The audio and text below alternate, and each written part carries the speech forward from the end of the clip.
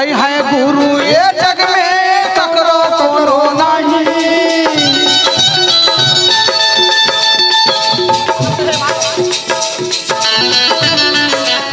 गुरु घासीदास बाबा कहते संत समाज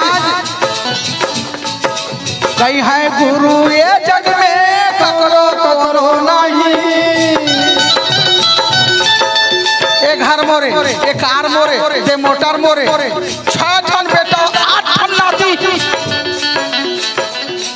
बाबा कहते चुप रहा भाई,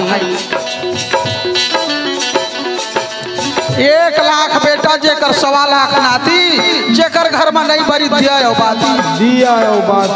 हम तो 2-4 जन वाले बहनी हो, अभी बिगड़े नहीं है, बना ले।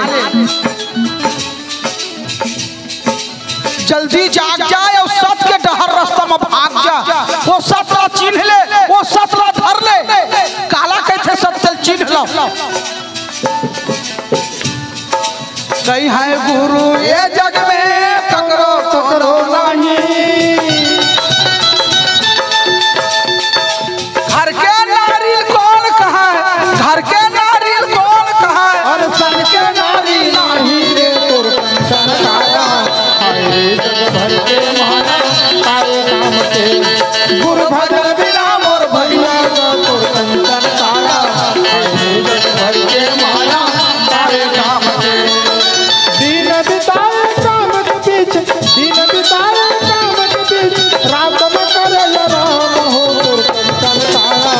हाय रे जग भर के माया तारे काम के, गुरु भजन बिना मोर भैया तोर कंचन काया। जग भर के माया तारे काम के, जग भर के माया तारे काम के, जग भर के माया तारे काम के, जग भर के माया तारे काम के, जग भर के माया